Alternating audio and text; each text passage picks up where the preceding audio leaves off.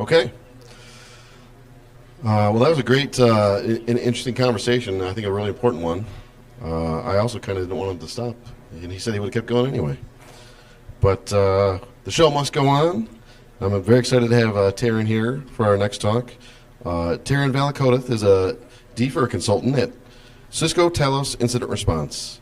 Terryn got his start jailbreaking iPhones and hacking ROMs before taking those skills into the world of IT, cybersecurity, and finally DFIR.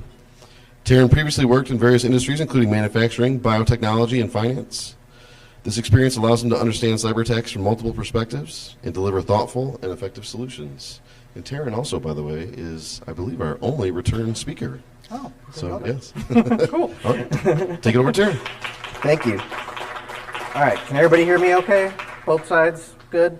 Cool. All right, I wanted to start there. So first of all, thank you everyone for sticking around. I know these conferences can get very long once we get in the afternoon, so I appreciate that. I do have a small exercise that we can work through so that you can learn a little bit about me and also kind of spend some energy. I'm not going to make you stand up and dance or anything like that, but we're going to do a short exercise. I'm going to list a bunch of interests about me that have absolutely nothing to do with cyber, so we can get off that topic for like half a second, and then we'll jump right back into it. When I list the topic, if it's something you are interested in, either raise your hand or give me a woo if you got the energy for it. I'm going to go through various subjects. They're going to be unrelated. Just this is your chance to expose yourself to your coworkers that you've probably never have talked to about certain things like this. They're very general, nothing weird. First one, the NBA. How many fans do we have here of the NBA? I figured it was going to be kind of small. IT, sports, IT don't really... That's fine. Comic books. Okay, yeah, now we're starting to pick up a little bit more. This one, anime.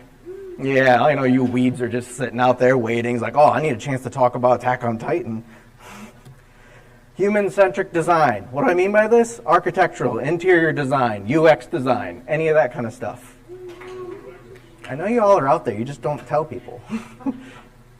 Drawing and digital art. Couple, okay, cool. Paleontology and dinosaurs. Okay, that's the most popular one. And last but not least, cybersecurity. Perfect. So that's me. If you want to know about me before we get into the technical, that's me. That's all you need to know. You can pick a topic, talk to me about it, I'll talk to you about it. Now, let's get into the real stuff. So I am a DFIR consultant with Cisco Talos Incident Response. Consultant, meaning I work on the customer-facing side. So I don't necessarily work with the internal team. I work with customers that are experiencing breaches to help them get through it. I am originally from Kalamazoo, so just down the street, not too far from here. I actually just bought a house in Grand Rapids, so I'm going to be moving over there and probably getting to know you Grand Rapids folks a little bit more. Just like I mentioned before, I grew up basically jailbreaking iPhones, and then I learned probably way too late that I can actually make that into a career, that's very applicable.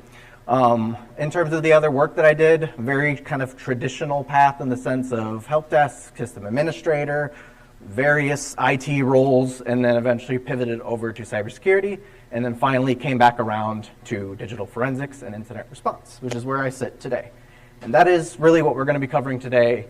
I know we had a lot of DFIR talks already, so that's cool. So I'm just going to focus on what I do and not spread too thin in terms of what we're talking about. So the first one I want to talk about that we actually really didn't cover too much, surprisingly, is what the hell DFIR even is. Because you hear the term, some people say DFIR. I don't say that because I don't want them confusing it with reefer and then think I'm doing something else. So I just stick with DFIR. That's how I refer to it. But there's multiple ways that it can come into play, and I think you'll be surprised that you probably have already touched on it a lot already. So from a practical side, on the bottom there, that's where we have our just standard dictionary definition. It's about responding to cybersecurity events through analysis and planning. Very simple, that's just what it is. However, when you break down the concepts of digital forensics and incident response, they're kind of competing in a lot of senses. They work very well together. They are often grouped together, but the goals of each of those are not always the same. And depending on what role you have, you'll often find it leans one way or the other. Best way I've broken it down, digital forensics, you think of a detective. Crime's already done, something's already happened, you're arriving there to put the pieces together to help tell the story. Collect, preserve, analyze, and then present that evidence. Incident response is a little different. Incident response is responding to live incidents. The fire's still going, the crime's still going on. You're not there to necessarily investigate in the sense of give all the answers. You're there to contain and make sure things are in the proper order and that things can carry on the way you want them to. So that is one thing you need to keep in mind when you look at these kind of DFIR roles. Some of them lean very incident response, some of them are purely digital forensics, but you'll see the terms mixed together very often. For me, I probably am like 60% incident response, 40% digital forensics. So just to give you an example of what you're going to kind of come across. This shouldn't be too much of a surprise now, but this is kind of where DFIR sits in the entire hierarchy. Obviously, we know cybersecurity has all these different fields, information technology has all these different fields, but this is kind of the general trajectory of what you would expect to see. IT, at the very bottom, is all about managing those assets, making sure that you have ownership over them and you know what they're doing to whatever degree you can. Cybersecurity is all focused around protecting those assets, detection and figuring out what you can do to protect them. And the DFIR comes in as more as an investigative body. So your goal is going to be more around specialized investigations, doing analysis, and then again, like I mentioned, incident response of protecting those assets in live situations where things are going wrong. One area a lot of people don't realize is DFIR is still relatively broad. Just like cybersecurity is very broad and there's so many aspects, DFIR is the same way. It's not just one role. You have many specializations within DFIR. For example, I really like to focus on mobile devices and macOS forensics. And that is a whole other category compared to like Windows and some of the other things that we talk about. If you get into routers, they have their own subject of forensics that applies. So just because you're in DFIR doesn't mean that's the end of the road. There's still a lot more detail you can get into, and oftentimes that is what you would want to do. So in terms of the actual job description, what we're actually talking about and what you should expect to see, I'm going to kind of play this out in terms of what I see today when I see like a job description of what DFIR is, because you'll see there's a little bit of back and forth between what people want and what people say they want. So this is a giant list of titles that I've come across. How many of you have a title that is similar or is one of these? Should see just about everyone's hands up because you see like system administrator on there. The idea is this, DFIR is a part of each one of these roles. There are specialized roles, like mine, that is solely focused on it, but that doesn't mean you're not going to do DFIR if you're only in one of those roles. I can tell you, working as a system administrator and working as an application administrator at one point in my life, those some days I did way more DFIR work, way more investigations, way more forensic analysis than I did as a SOC analyst. It totally depends on what your organization does, what they prioritize, and probably how many people are actually available to do the work. So if we're talking about the job on paper, this is just a summary of kind of looking through various postings over like the last week or so, figuring out what are the kind of expectations people are putting out there. And that's not AI generated. I did that myself. Firstly, the experience. Typically, you're going to see them ask for 1 to 3 years of DFIR experience. In addition to that, you'll see 3 to 6 years of IT or cybersecurity experience. Very general. They don't go into a lot of detail. That's just kind of how they put it out there. Education-wise, it's always going to be a bachelor's or master's to relevant cybersecurity degrees, usually how it's worded. Certifications, you'll see a ton of mentions of certifications. These three are the ones I see the most: Security Plus, GCIH, and GCFA, which is the GIAC and SANS certifications if you're not familiar. And then skills, it's a crapshoot. So when it comes to skills, and they say what they want in terms of tooling, most companies are just going to list every single cybersecurity tool they have, because that is the experience they need to cover. So if you're doing any type of OSINT or red teaming, look at job descriptions. They'll probably just tell you every single tool that they use in their environment. The other thing that they like to do is programming languages. They don't necessarily need you to know a lot of programming languages, but they're going to list every single one that is using the environment that they know about. That's just to cover their bases, and it's tough because it's hard for folks that haven't been in these roles or don't know what to expect to kind of decipher what exactly they're trying to say. Because I guarantee if you talk to the actual manager or whoever is running that DFIR team, they probably won't go into that detail. There's several levels these job postings usually have to go towards, especially for bigger and bigger companies, and that gets filtered down more and more and more, and they add more and more and more, and your end result is going to look a little different. And then the last thing is operating systems. So when it comes to DFIR, obviously I told you, Windows has its own section, Mac OS has its own section, Linux has its own, and they are not similar. So oftentimes you're going to see them just list every single OS that is in the organization, as opposed to what you need to know to do the job. And it's tough to decipher, and you can see my spoiler here. Don't worry too much about this. It looks super daunting. There's kind of a assumption in this field that DFIR is meant for people that have been doing this for 10 some years, or they're highly experienced, or like they're super smart and do all this stuff. It's not really the case. It's really just a specialized version of cybersecurity. If you understand cybersecurity, you can probably get into DFIR. It's really just about the focus and the type of work they want to do. And I'll get into that as far as what you should look for. So, like we were kind of talking about, it's really hard to give people an understanding of here's all the things you need to do and you'll get the job. So I've always been of the opinion that you just share your experience and people will take from it what's important to them. So I'm just going to tell you about my day-to-day. Again, I am customer facing, meaning my work is for other organizations. I'm not working for like internal Cisco. I'm working on behalf of them for other customers that are experiencing breaches. So firstly, you need to set some expectations because DFIR is not simple in that sense. Firstly, no day is ever the same. You probably hear this a ton of times. You've probably heard this for most cybersecurity jobs.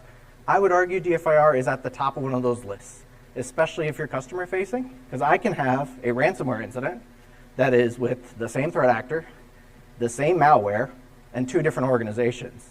And the way those cases run are wildly different. There is no simple way to just say, this is how my work's going to go every single day. Everything's going to change constantly. Next is on-call rotations. We talked about that a little bit. If you're on a SOC, you're probably used to it. If you're on different types of IT roles, you're probably used to some level of on-call rotation. We do a very similar thing. We typically do 1 week out of every month, a month and a half or so, where if an emergency comes in, you are the responding team.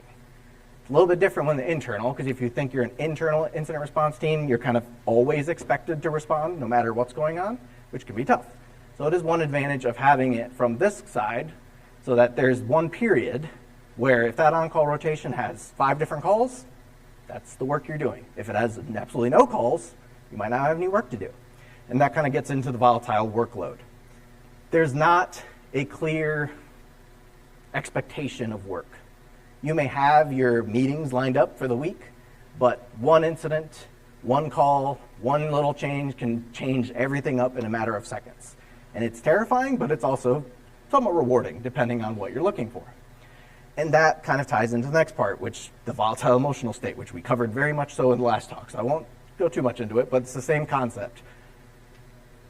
There's always this idea that you need to be very calm, cool-headed, and make sure you kind of present a sense of air in these situations. But that shouldn't be confused with not being stressed or not being anxious. Those emotions are still there. It's just a matter of how to manage them and relying on other people on your team to help manage them so that you can put up that kind of front for your organization. Because it's not up to you as an individual, it's up to your team. And I'll talk about why having a team structure is so important in incident response and why it can kind of be a catastrophe if you don't have a team and you're just trying to rely on individual people. Touched on that part already. There is no clear schedule. Everything is kind of all over the place. You can set an expectation of what's going to happen, but it's going to really come down to being flexible and adapting. And that's another reason I really stress that DFIR shouldn't necessarily be like the end of the road for you. Because if you start to get to those points where your life is busier, you have kids, you have family, you have other things that you need to attend to in your life, it's going to be harder. For me, it was a lot easier to be more flexible and adapt to things right out of college because I was just starting my life. I just kind of got into things. I had the time to flex around a little bit. I didn't mind traveling to go see people on site. If you tell me that 10 years from now, I don't think that's something I can keep up with anymore. So it's better in most cases for consultant type jobs that you try to get in earlier. And I think more organizations are realizing that the earlier they can have someone kind of help and be trained up to do this work, the better they last over time and be able to move on to something that's more appropriate for them. So flexibility, adaptation are crucial, not only in your workload, but in what you know. So there's been many cases where we've been a part of where you get introduced to brand new scenarios. It could be a new 0-day. It could be a ransomware binary you've never seen before. That kind of stuff happens often. And unfortunately, when you're in this kind of position as a consultant, especially incident response consultant, you are kind of the last expert. Usually you're called upon when things have gone wrong. They try to handle it internally. It hasn't worked out. Maybe they reached out to a vendor. Hasn't really worked out. We need to bring in the IR vendor. It's a very tough and challenging position. It's rewarding to be seen as the expert, but it's also terrifying to know that there's not someone else to call. It's you. You got to take the time to figure it out and explain what exactly the work that needs to be done if you are going to provide those recommendations. So I promise it's not all doom and gloom. It sounds terrifying, but there are good reasons.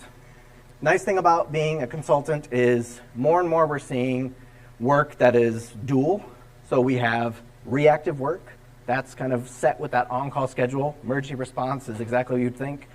Ransomware is deployed, or our customer calls us, we respond to the emergency and try to handle that incident, kind of describing some of the stuff that Andrew was talking about. But we do a lot more than that, and that's kind of where it makes it a little bit easier. So consultant aspect is very big with this. You will be surprised how many organizations just need someone else to bounce ideas off of. Like, yeah, we should set up this firewall. Yeah, we should set up this infrastructure. We need to do all these things, but like, are we missing anything? Are we sure this is all that we need? And it's very surprising how many times I can come into a situation and just tell them like, yeah, you're doing it right. And they're satisfied. They're like, oh, okay, cool. That's all we need to hear. There's been many incidents that we've been a part of where a lot of times we just have to tell them, like, yes, this looks like a false positive to us as well. You're okay. You can take a break. So being able to communicate with people like that is crucial, because if you come into a situation and assume breach every single time, they're going to also assume breach every single time, and no one's going to have a good time. The other nice thing about this is we also do things from a proactive side. So luckily, I'm not in a job where I only handle incidents all day, every day. I actually get to work with them and do things from a proactive standpoint. So developing an incident response plan. I know that was one thing we talked about before, of like, where do you get started on that? I'm one person you can get started on that with. It's really helpful because that obviously lays out the plan of how things need to happen, and tabletop exercises help reinforce that. So nobody wants to be a part of an incident. It is kind of inevitable. It may happen to you at some point, so having us there to help is certainly great. But we don't want to help you respond to an incident. We want to help you prepare so that the incident is mitigated as much as possible. And tabletops are great ways to do that. If you don't already do tabletops, I really, really recommend it, because it is probably one of the few ways to make incidents fun. And there's not many ways to do that. The problem we often see with tabletops is many of them are way too vague. People are afraid to really get into what you actually have to do, and they don't think about those actual steps. So if you had an incident today, and somebody said, this is a medium severity incident, we have to react. Do you know? Who do I email? Do you know? Who do I message? What if AD's down and I can't use Teams to message? Do I go to them in person? Do I call their cell phone? A lot of those types of scenarios is what we come across that becomes huge issues. One of the few things I'd say we come across the most is providing access. It's a very simple concept. You may have all the security tools in the world, but do you know how to give that access to a third party? It's a very difficult concept because most of them are not designed to do that. And that can delay the investigation by multiple days, which then delays the evidence that's available, which just makes it even tougher. So that's the type of things you should be addressing in tabletop.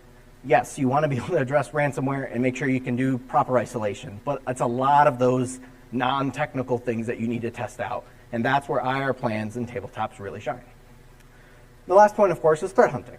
which is the next part, which is kind of assumed with reactive. We would do threat hunting to help see if there's anything in the environment they should be concerned about and then respond appropriately. The challenge with threat hunting, like we mentioned before, is really knowing normal. The most difficult part about my job, I would say, is having to learn an IT environment in about a day.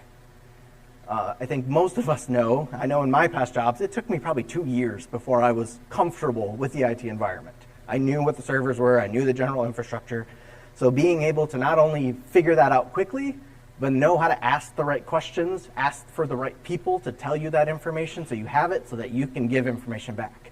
Just like you mentioned before, it is very much a team sport. An incident response team is not going to just come in and fix all your issues. You have to work with them. And a lot of people don't realize that until it's a little too late. And that's why we always stress doing like tabletops and things. So in terms of who you're working with, firstly, we'll talk about the incident team. So this is the folks from our side who would be a part of kind of that call. So say you call for an incident, we need some folks on hand. These are generally the type of people we want to bring in. We have the incident commanders, we have the incident analysts and consultants, which is kind of where I sit. And then a lot of times we're lucky enough to have threat intelligence.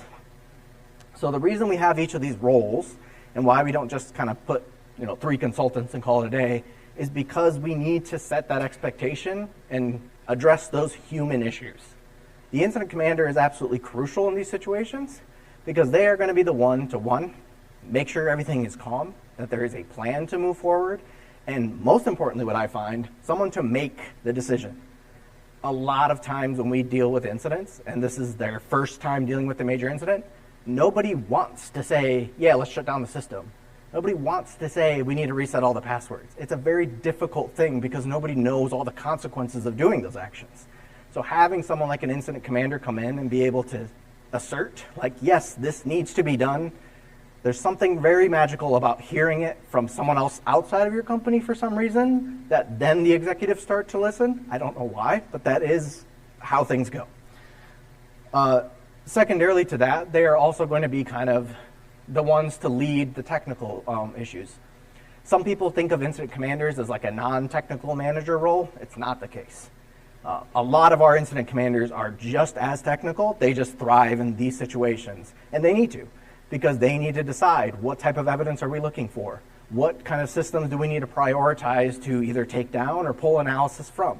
Those types of decisions need to be made because a lot of times you'll find, hey, we had an incident, everyone go do analysis, but nobody knows exactly what to do, so everyone just kind of sits around and figures out what needs to be done, and then it's a little too late. Having someone there to actually make those proper decisions and tell you, you need to go do this, you need to go do that, is very important. Then we get into the consultants or analysts. That's kind of where I sit.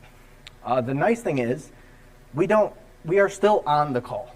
While the incident commander is certainly the leader, it's not like we're in the background. We are still on the call with them. We are still talking with the customers. We're still explaining our analysis, why we need to collect certain things, any recommendations that we have, with the incident commander kind of finalizing those decisions. So that is one thing you need to be aware of for any consultant type roles, is you aren't going to be put in the background.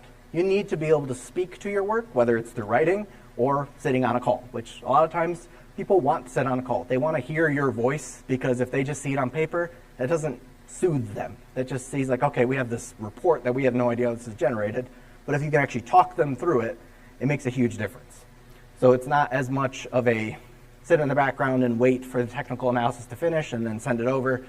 You need to be able to speak with them to walk them through that situation because they're stressing out. One of the benefits we have, and I would say it is a luxury because threat intelligence is rare, especially for an internal organization. You're not likely to have a full threat intelligence capability. If you have people that are interested in it and you have the capacity to empower them, please do, because they are rare and they feel like they're very underappreciated, especially when it comes to an incident. So what we do is we are lucky enough to have threat intelligence. That doesn't mean we don't do a lot of the work on our own. We'll still do reputation lookups. We'll still look up the domains and see what kind of information we can pull. But the amount of detail that a threat intelligence person can get into in terms of when this domain even showed up, if it was a part of any other campaigns that may have happened in the past, if it's tied to a specific binary that we can now search for, that stuff's going to speed up investigation a ton. And that's where threat intelligence really benefits. because we can look through each individual artifact and probably get to the answer, but if we have threat intelligence to help us, tell us, hey, look here because we've seen this campaign used before and they likely target these types of systems. That has numerous times helped us speed up the investigation. So, like I mentioned, if you have people that are interested in threat intelligence, make sure they are part of that incident team, because it is uncanny how much ability they can provide. Not only provide you intelligence, but after the incident's over, you can provide them more intelligence to make their lives easier. And I think we touched on this on one of the other talks about how DFIR really touches every part of the organization, because this is one of the few times, unfortunately, with an incident where everybody kind of needs to be involved, technical or not. So you kind of have to be able to manage those relationships. There's many times where we're part of an incident, and this is the first time a lot of these teams have ever talked to each other. And it's scary for them. They don't know. They have conflicts of interest. They have different expectations of how things are going to go. So being able to be that person to help manage the situation, set those expectations, understand the language, because you don't talk to IT engineering the same way you talk to lawyers. They are two very different languages. They're two very different expectations of people. So you need to know how to communicate with them. Not perfectly, but just understand that there's different expectations, there's different areas that they want. Another thing that we often come across, partners. Consultancies, well, yes, most of the time you just have the one consultant that you work with. It's not uncommon for us to work with other vendors. We've worked with Microsoft's Dart team, we've worked with CrowdStrike, so it's still about being able to communicate with them because you're still trying to accomplish the same goal, and things can obviously get weird with politics of, you're this company, I'm this company, but it's important that you can kind of set that aside, and most good incident responders know that. They don't necessarily care if one person does the analysis or the other. They just want to get it done so things move forward nicely. And then, as I mentioned, customers vary a ton. We have dealt with customers that are, Fortune 500 companies that have all the security in the world, really great teams, and we're really just there to support them and get them through it. We've unfortunately dealt with customers that are hospitals in the middle of nowhere that have one IT person, and that's it. And they're experiencing a full case ransomware, and we have to get through it. That's kind of why I mentioned there's no day that's the same, because every time you go into that call, you don't know what to expect. You're starting from zero and have to say, let's figure out what's going on, what support you even have, and then figure out what we can do with that. All right, so I've talked about the job a little bit more. So now, what should you know? Not going to dive too deep into the technical. This is more just to give you an overview of, if you want to get into this, what kind of stuff is important to know. So I've organized mine into 4 different categories, and this is specific to a consultancy like me, which is acquisition, analysis, operations or IT operations, and then research. Those are going to be the 4 key technical skills that you're going to be going through pretty much every single time. By acquisition, it comes back to what I talked about with the different OSs. Every OS is very different. You can pull a disk image for a Windows system, and you can try to pull the same type of data off a mobile device. Those are wildly different processes. There's no similar aspect that you do. There's no tool that can just capture every single type of evidence. It's going to change constantly, and you need to be aware of how to do that. And that's where the specialties help. Memory, of course, is another aspect that you often tackle. The amount of network devices we now walk into now is greatly improved because we're seeing exploits on firewalls or even VPNs. So we have to look at those systems, and those are not just standard Windows systems. They have their own operating system, they have their own style of things, they have their own type of logs. Cloud has changed quite a bit. So while a lot of stuff does carry over, and you can use quite a bit, oftentimes it's how you access that. So if you needed to go, say, you have AWS. Do you know how to get forensic data off an AWS system today? Because a lot of people don't. And you don't really realize that until you get into an incident, and that's why we emphasize that preparation. And then triage, as you've probably heard 1,000 times now. Triage is kind of where a lot of things are moving, because as I mentioned before, having that 1 to 2% to get 95% of your answers, that is very crucial. Because again, in DFIR, if you're leaning towards incident response, you need answers fast, even if you can't be as thorough as you can, even though it seems counterproductive. That is the reality. They don't have time to worry about, we need to preserve all this evidence. They have full ransomware. So you need to be able to act quickly and get the results as quickly as you can while being as thorough as you can. And that's why we kind of separate acquisition from analysis, because there's so much detail that goes into acquisition that just getting the data off is a whole process on its own. It's not surprising to see some consultancies that have an acquisition team and then they have an analysis team. There is some level of separation in some cases. So for analysis, it's a little bit more straightforward. So a few talks talking about all the different areas where you can analyze, but again, it just comes down to what you're looking at. Are you looking at browser history? Are you looking at everything that happened in the file system? Are you looking at the domain that just showed up that looks to be CNC? Are you just looking at a malware sample that you need to be able to dissect? All of those are very different types of analysis. And that's why DFIR tends to be very broad in its sense, and there's no clear definition of what exactly you need to know, because there's so many aspects, so you kind of need to pick and choose what you want to specialize around.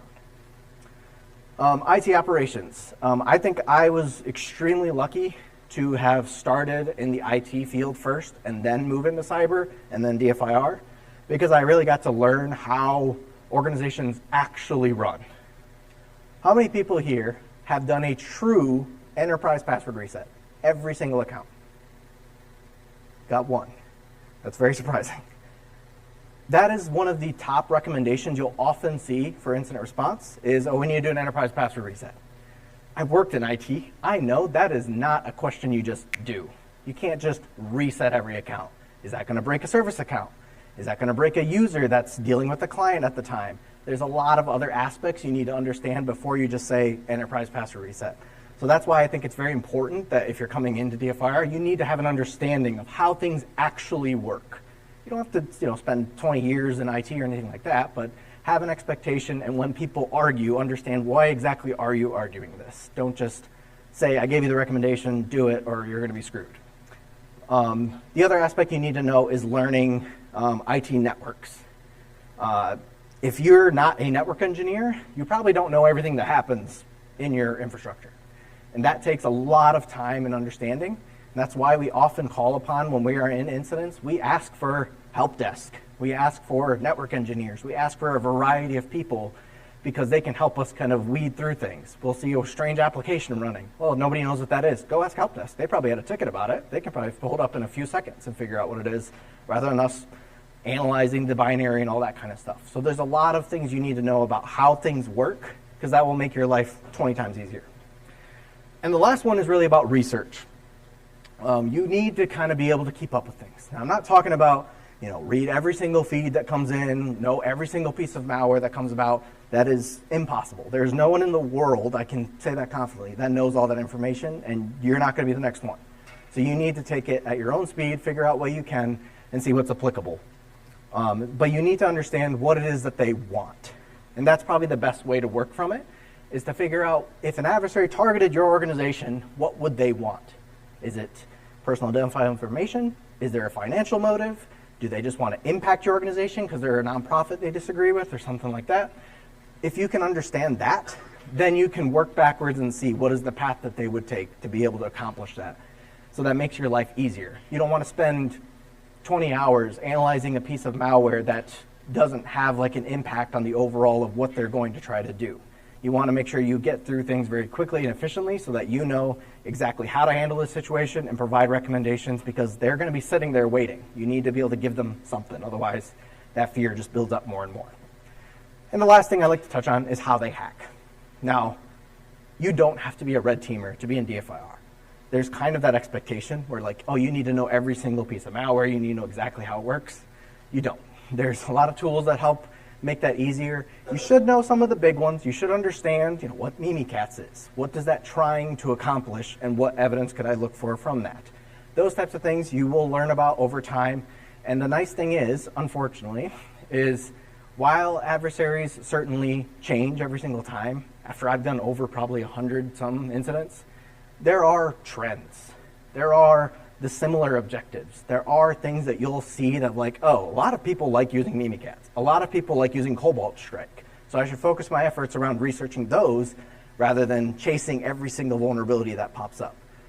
You really have to set your own expectation in terms of what you're going to get the most bang for buck out of, because you won't be able to cover everything. So you need to take the time to really research. And then we get into soft skills. So the nice thing is, this slide here, the technical, if you're new, try to research it, try to do your best, but a lot of this comes with experience. It's not easy to just read books about each one of these and learn it in, say, a year. A lot of it comes with experience. When you try to do the process, you learn some things.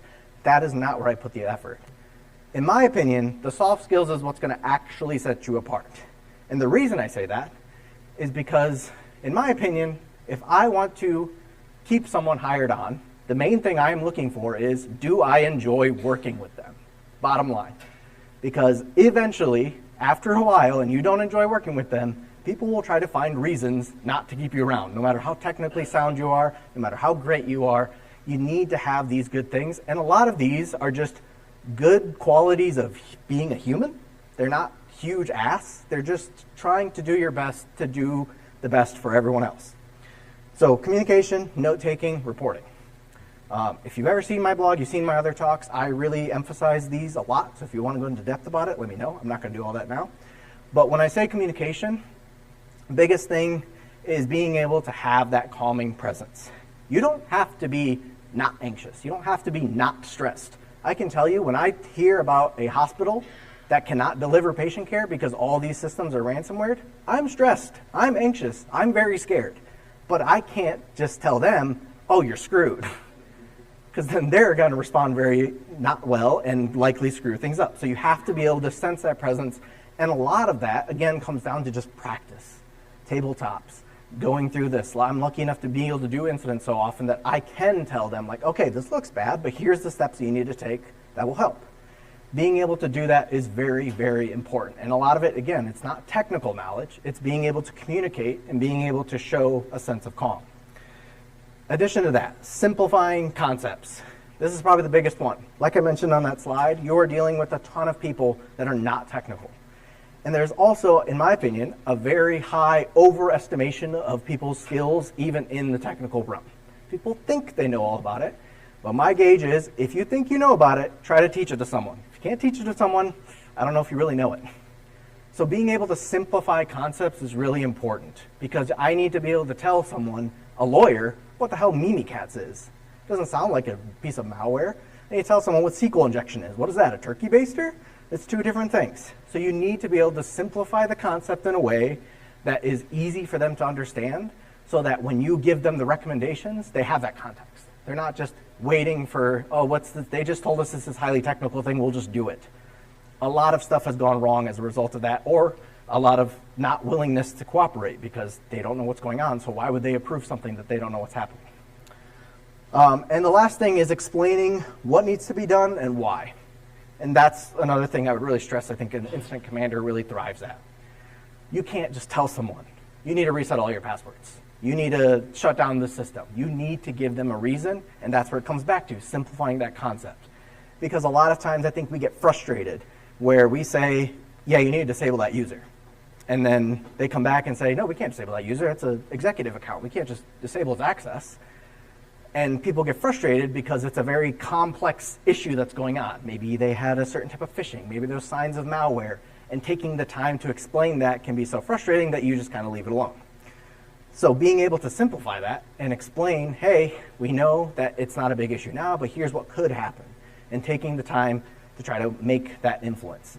And again, if you need help, I urge you, see if you can bring someone else to help amplify it. Don't try to take it on alone. If you try to just explain yourself and they're not listening to you, unfortunately, it might just be a personal thing. They might just need to hear it from someone else. I know it's really hard, and that's not a great way to approach things, but that is the reality, and that's why I say you should use a team. Don't just try to take it on yourself. Don't say, like, oh, I'll just figure it out, and if they don't do it, then that's their problem. Try to use each other to benefit from that. And I know a lot of you are probably on your own in some of these situations, and I do hope that you can get the help. Let me know. Maybe I can help. Note-taking and reporting. I won't jump too much on these, but essentially what I want to cover here is being able to explain your brain. And it's a very difficult concept to kind of wrap your head around, but it all comes back to interpretation. Ultimately, what I'm doing at the end of the day is interpreting what it is that I'm seeing on the screen and telling you what that means. So being able to share that information is far more useful than saying, oh, we saw an event code 4624, so successful logon. Great, what does that mean? You need to be able to explain, well, we saw this person log on, this account has never logged on to this account before, and it was in the middle of the night, so it's a little suspicious. That context is what's going to motivate people to actually take action, not just telling them you found something and you think it's bad. And the last thing I'll say on reporting, I think we all know it's really hard to move up in security. It's very difficult to kind of get to that next level unless you get lucky. Reporting is one of the few ways I think you can have some influence.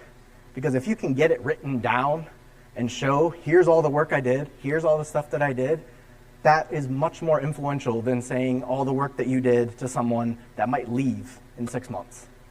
So you need to be able to note that down and write it down in a way that everyone can see what it is that you're doing. It's tough, it takes time, again, it takes practice, but if you can be consistent about that and be good with your reporting, those are the folks that's going to show up. We see all these companies, we see all the blogs that post or the companies that post blogs. The ones that post those really good blogs, we're like, oh yeah, that company must be good. It's because they have good writing. It's not because they're necessarily more technical than some other ones, it's because they take the time to explain the concept, that you feel good about reading it, and you have something to take away. And that is something I think is very crucial for any security role, even if it's not DFIR. All right, so now we'll talk about, you kind of might be interested, you might be a little scared, but something might have piqued your interest. Where exactly could you work? So I work for a DFIR company. So the organization I work with deals with DFIR every single day, and they do consultancy. There's a ton of them out there. They kind of change in their priorities, and like I mentioned, each of them will have their own style of doing it. But if you really want to focus on DFIR, that's probably the place you want to be. Other than that, there's still a lot of opportunities. Law enforcement has a ton of different aspects of DFIR now. Probably not the municipal spots, but a state lab, federal agencies, a lot of them have arms of DFIR that they use and that they need to use. The scope of your work could be a little bit different, but it is still in the same realm. Auditing companies. This one may have changed a little bit, but probably like mid-2000s or mid-2010s, there's a ton of auditing companies that really found the value of forensics, especially things like e-discovery, and including a lot of that into their auditing process or having someone that they can refer to. So you'll often find many auditing companies, whether it's cyber insurance or they just purely do auditing, they will have some kind of small IR team that they may utilize for certain types of investigations. Managed service providers, especially security-focused ones, now a lot of them are bringing in more IR talent because they understand that they can't just tell you, oh, we found something, good luck. They need to have something more. So they often will include some kind of IR team or just people that are more trained around IR, and that's kind of a stronger expectation now with a lot of these detection companies, is that they need someone to actually respond and do the proper actions from there. And then internally. Internally can be tough because oftentimes if you are an internal DFIR person, you probably don't have many people around you. So it can be very tough, but they do exist. There are some companies that really take it seriously and try to set it up, but I'd say if you are internal, really focus on those proactive measures because that's what's going to make you shine. Because unfortunately, you don't want to wait for an incident because you don't want to experience an incident. So being able to focus on proactive before something happens is how you actually show the work that you're doing, rather than sitting and waiting for an incident to occur and then likely being told to do other things because nothing has happened. All right, so last few tips I want to talk about in terms of if this is interesting to you and you think this is something you want to get into, is there a few things I'd mention. Kind of going back to those things we talked about with the resumes. Experience does not have to be work-related. I hate seeing, oh yeah, we want you in a DFIR job, have 3 years of DFIR experience. If you have 3 years of DFIR experience, you probably already have a job. So a lot of times what they want with this is they want you to show that you have experience with the tools, with the processes, you understand what incident response is. Don't set that as this is a work expectation. This is just how much experience you have. And a lot of times I often say ignore the numbers too. The numbers can get really wild. I think they've toned it down a little bit, but in my opinion, the number is just saying their priority. If they say 5 years of experience versus 3 years of experience, they probably care more about the 5 years of experience. If you treat it that way, you can kind of dissect it a little bit better. For the incident response side, we talked about all this already. So the incident response life cycle, being able to explain concept to DFIR, explaining what actually happens at each phase of DFIR, as opposed to just saying, I know what preparation's definition is, but do you know what an organization actually does during preparation? And then lastly, the tools. You'll often see a lot of tools, and most of them are very hyper-specific. You may see things like Splunk. In most situations, if you have experience with a SIM, you will figure out Splunk. So it's more important to have that broad coverage in the type of tools rather than every tool within one subject. As long as you have that familiarity, you will pick up on those things.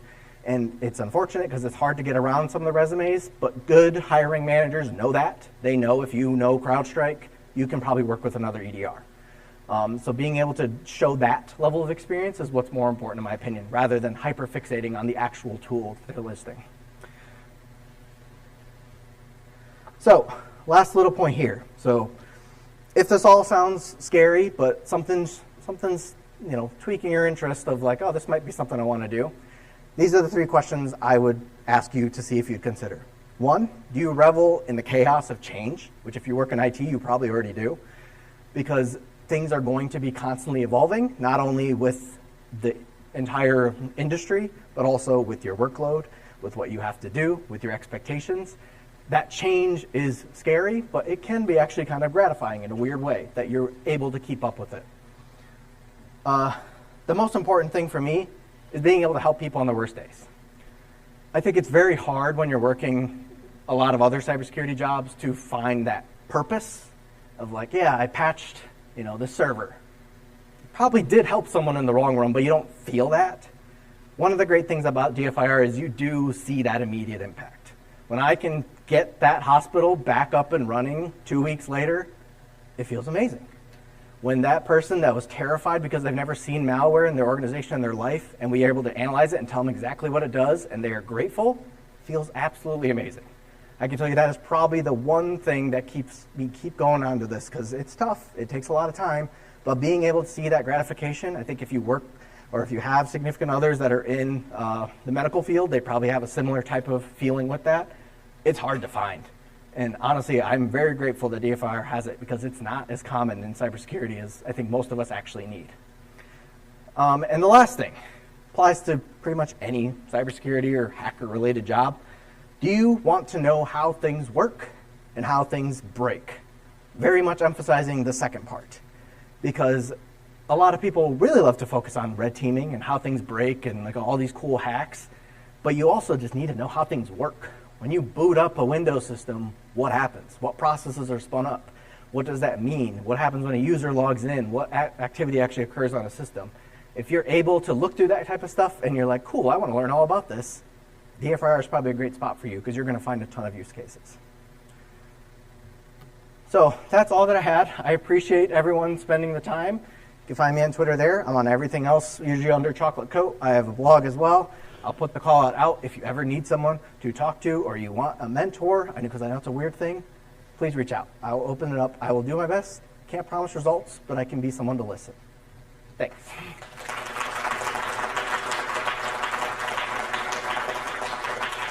Any time for questions?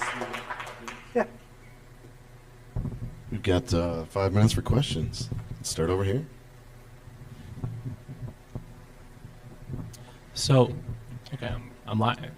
So, kind of pertaining to the earlier part of the conversation and a little bit of last talk, in terms of, what's the word? Not responsibility, but like the legal responsibility. Because there's responsible reporting for example, like pen testing and bug bounties. How does that work in terms of incident response, digital forensics, and not only that, but liability as well? Because you don't want to take that liability on yourself, right? So how does that work? And then also, I have a second part of that. So in terms of liability, a lot of that comes to, that's why we emphasize working with legal and all those other entities, not even necessarily because you have a liability, but so that they're aware they know how to handle it. Because a lot of that stuff is out of your control. That's just how it is. If it becomes a legal issue, if it becomes all these other things, all you can do is your best. You showed all the work that you've done. You took the time to write the report. You showed all the work that you accomplished. and then it goes into legal. That's a whole other realm. So I think part of it is, one, willing to take that responsibility is because we're in that spot where we're kind of the last line of defense. So being the willingness to take that responsibility, but also understanding there is a point where you may not have control over that. And understanding that is a risk, but in reality, most organizations from a private sector standpoint, it's not as much of a risk. It's more so informing them about what risks exist before things get too bad. Thank you. And my second part is part of my apprehension towards digital forensics specifically in more of a government agency law enforcement aspect would be, I don't really want to deal with child predators. Has that come up in your job as more of an incident response in digital forensics for ransomware side rather than law enforcement and such? Not as much, because in most situations, if we do come across that, we need to contact law enforcement, because you can't let stuff like that sit. You can't just turn a blind eye and be like, oh, I saw something weird. Like, that's an immediate contact law enforcement because it's such a sensitive issue. Yep. Another one?